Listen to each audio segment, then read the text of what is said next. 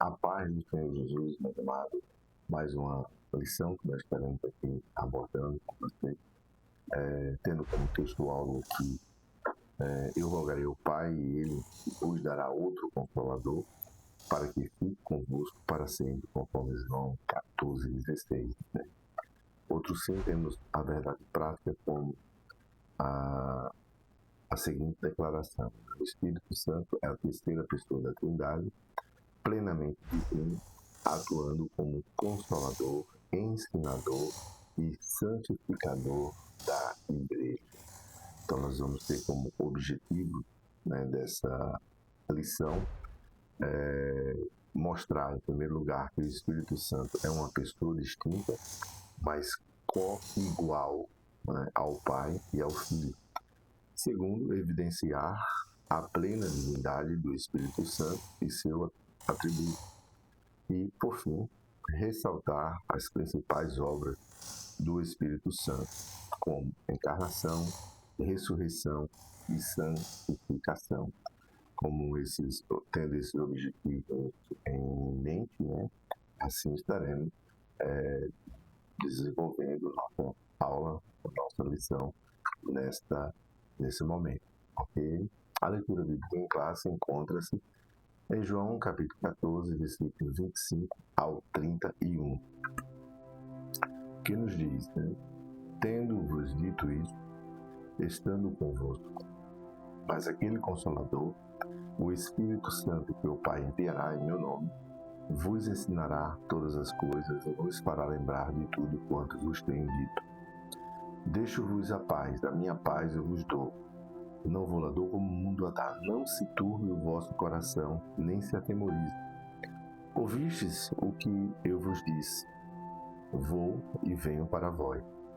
Se me amasseis, certamente exultaríeis por ter dito, vou para o Pai, porque o Pai é maior do que eu. Eu vou-lo disse, agora, antes que aconteça, para que quando acontecer, vós acrediteis. Já não falarei muito convosco, porque se aproxima o príncipe deste mundo, e nada tem em mim. Mas é para que o mundo saiba que eu amo o Pai e que faço como o Pai me mandou. Levantai-vos, vamos daqui. Deus amado e santo, que louvamos e agradecemos por essa oportunidade. Ajuda todos aqueles que nos ouvem, nos escutam, nos vê nesse momento. E em nome de Jesus, abre o nosso entendimento para a glória do teu nome. Amém. Meus amados irmãos, aqui estamos nessa lição de número 8, né? Que tem esse título, o Deus Espírito Santo. Sabemos que, na modo geral, nossas lições, elas estão abordando a questão mais da Santíssima Trindade. Uma doutrina que, para muitos, parece ser controversa dentro daquilo que as próprias Escrituras assim, nos revelam, né? Demonstrando assim, que Deus ele consiste, né? Mesmo de uma maneira mais, como eu posso falar, simples, ou da forma mais complexa que nós podemos entender.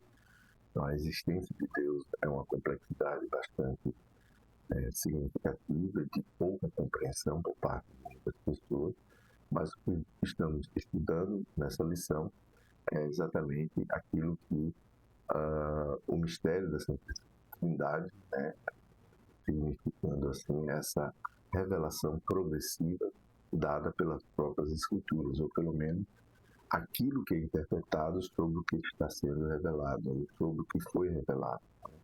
Então, disso se conclui, pelo menos de forma racional, e nessa triparticipação, né, das pessoas de Trindade, como assim é colocado pela cristandade, Deus ele é formado, ou a essência de Deus tem essa participação, como sendo três pessoas da mesma essência, não sendo três deuses, também não sendo três manifestações do mesmo ser, do mesmo Deus. Né?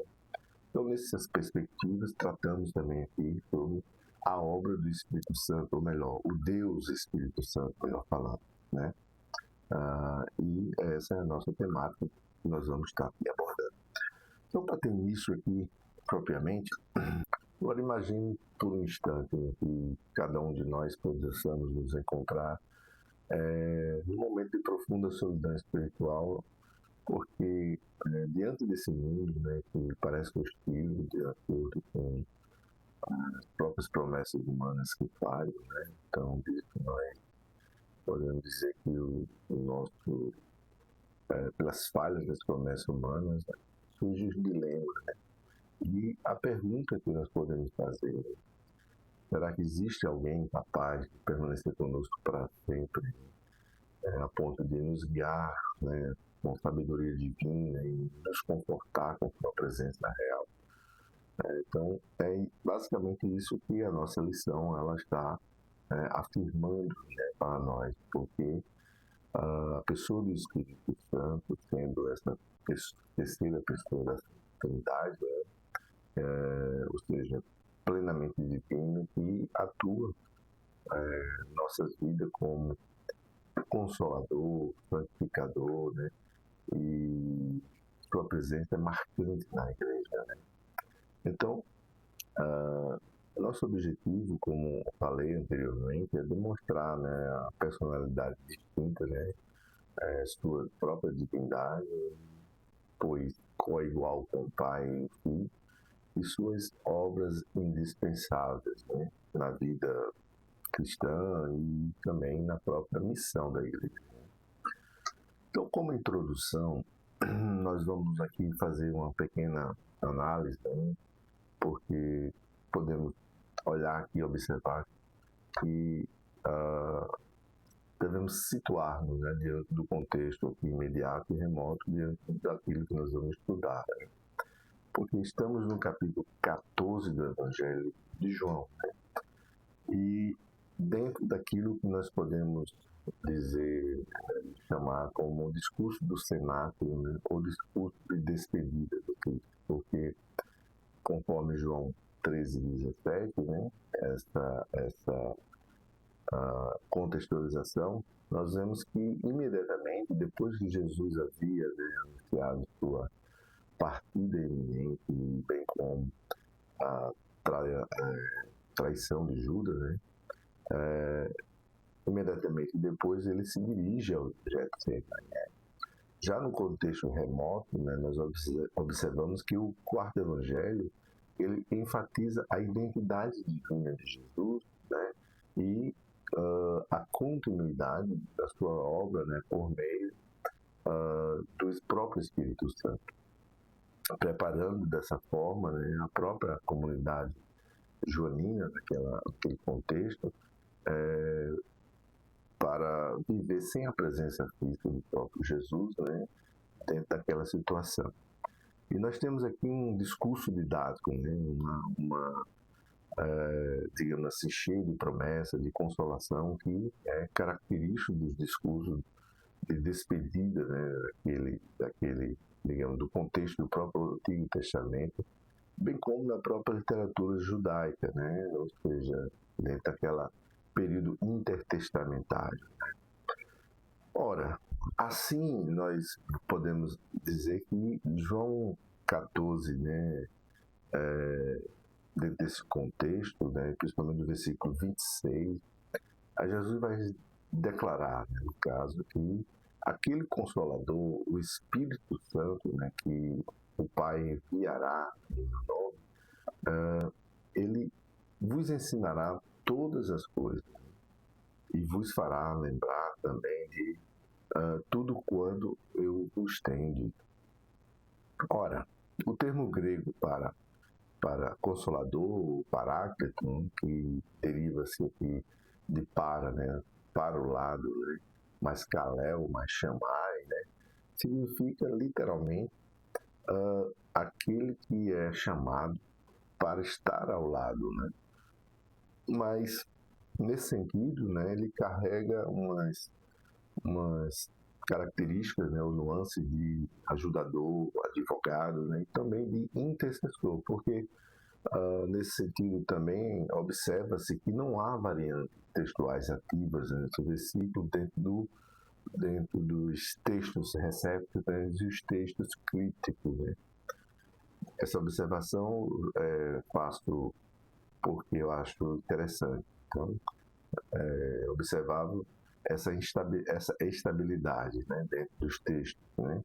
E isso também nos demonstra uma certa confiança, né, no próprio texto divino. Ora, enquanto o sinótico, né, ele menciona o Espírito em contexto de batismo, milagres, né, a gente pode observar isso, né, já na perspectiva joanina, nós entendemos que ele destaca a força espiritual e permanente do próprio Consolador, né, conforme João 14,16. Né, e coloca, né, na própria dimensão de igualdade de natureza com Jesus, porque essa dimensão ela nos leva a compreender que o próprio Espírito ele não substitui Cristo, mas o representa, né, digamos que de forma até mesmo invisível e permanente. Né. Jesus ele refere-se ao Espírito, né, usando o pronome masculino, tá? Equenos, né? Quer dizer, ele, né, embora, digamos, a palavra até mesmo pneuma, né, o espírito, né, em grego, no caso, no grego, ela é neutra, né? Então, isso, digamos, seja até mesmo uma quebra, né, proposital da gramática para enfatizar a personalidade, né, do espírito, né? Ou seja, vamos imaginar aqui agora uma questão da contextualização.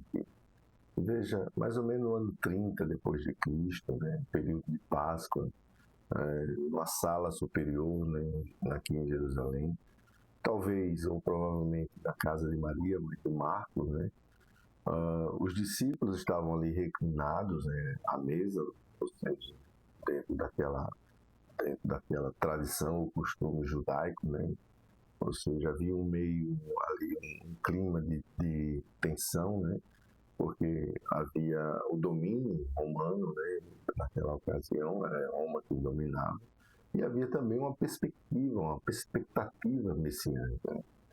Jesus, ele, como mestre, ele usava uma linguagem familiar para digamos, transmitir verdades eternas, de forma que ele prometeu o Espírito, né, no momento em que o luto, digamos, pela partida iminente, né, naquela ocasião, estava ali como que para paralisar, digamos, a fé daqueles 11, né, ou dos 12 presentes, mas consequentemente 11.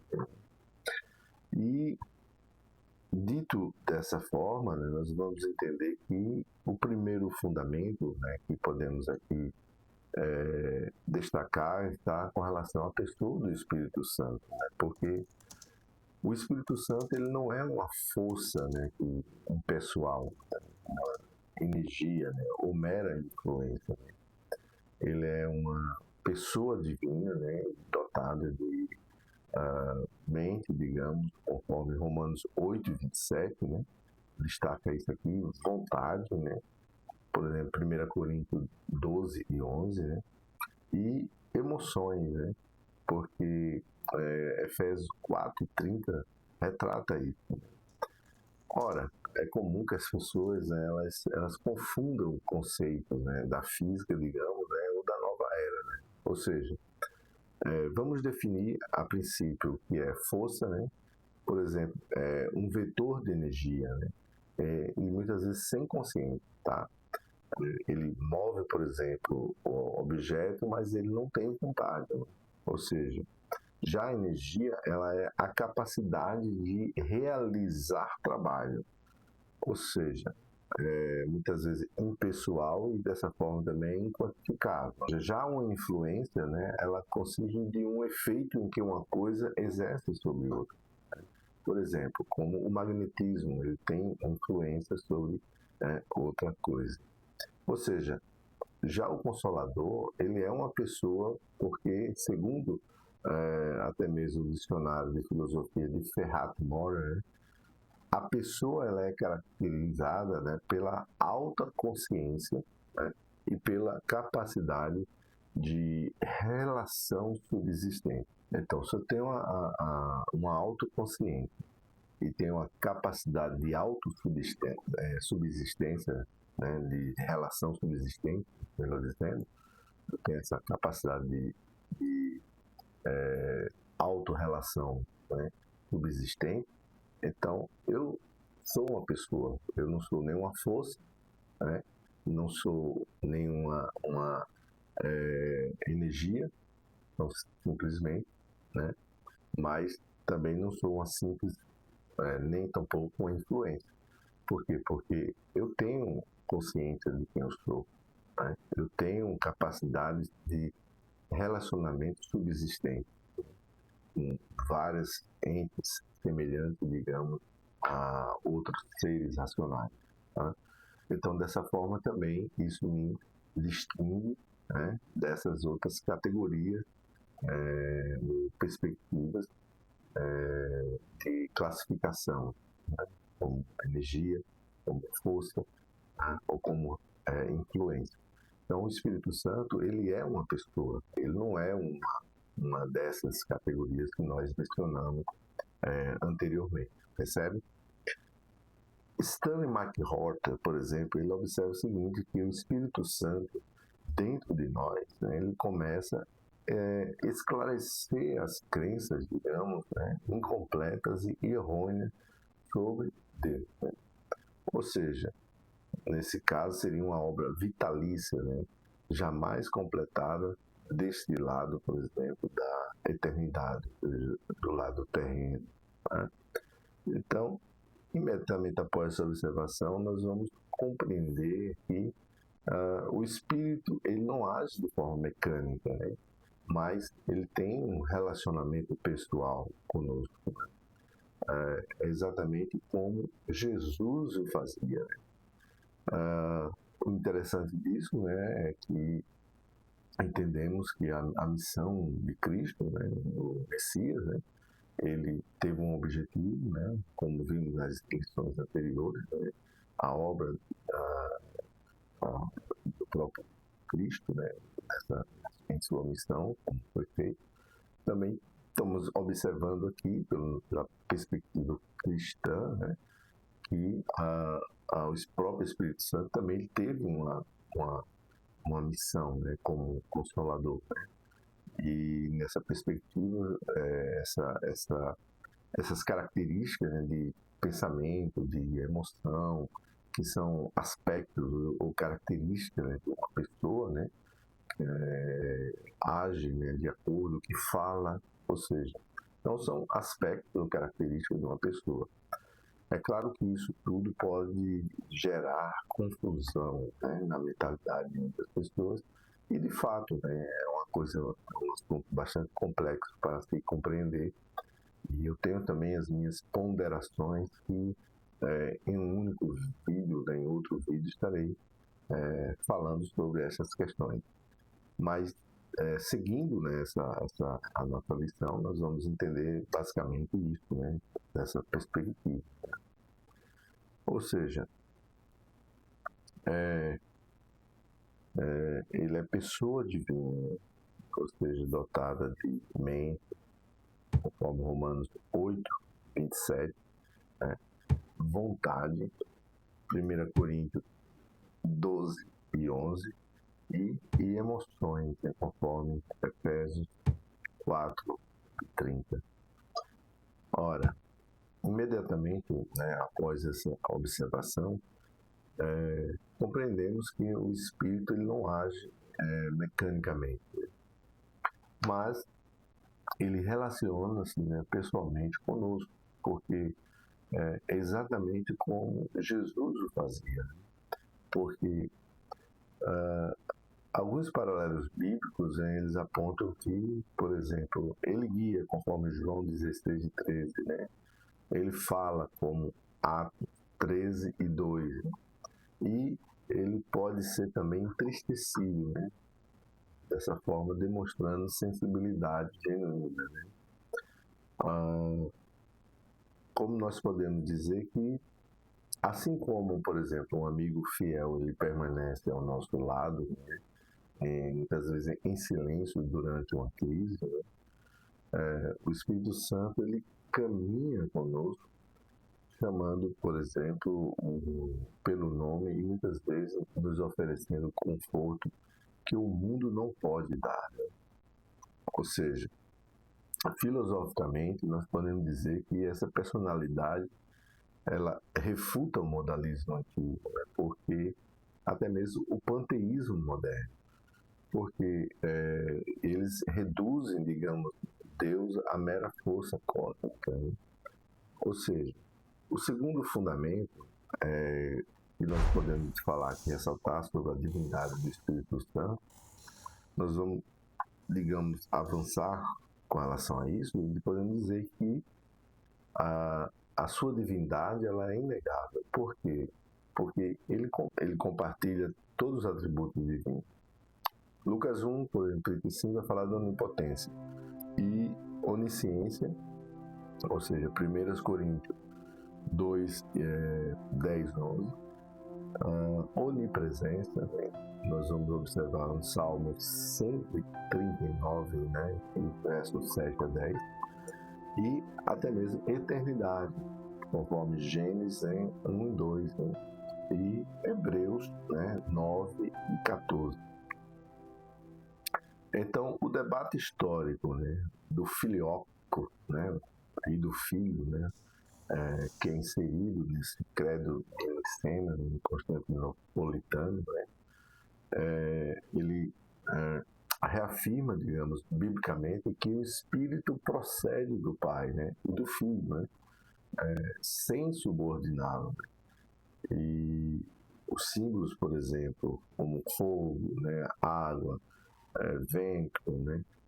Até mesmo óleo e pomba, né? Eles não são meras metáforas, né? Mas são, digamos, revelações visuais de sua natureza divina. Horton, por exemplo, ele complementa dizendo o seguinte: os símbolos eles oferecem quadros completos de coisas abstratas. O vento, por exemplo, ele representa as forças poderosas, né, mas invisíveis. Explicando, por exemplo, o pensamento do autor, nós podemos perceber que esses arquétipos universais, né, eles apontam para a realidade espirituais genuína. Né? Porque, por exemplo, assim como o vento em Atos 2, né, 2:2, ele manifestou o poder invisível, né, no Pentecostes, o próprio Espírito ele age de forma soberana, né, ou soberanamente, hoje na vida de cada um de nós, né, ou até mesmo no mundo, para salvar aquelas pessoas. Então, contra o arianismo e os pneumatônicos do século IV, por exemplo, a escritura ela afirma que existe uma coigualdade ontológica. Né?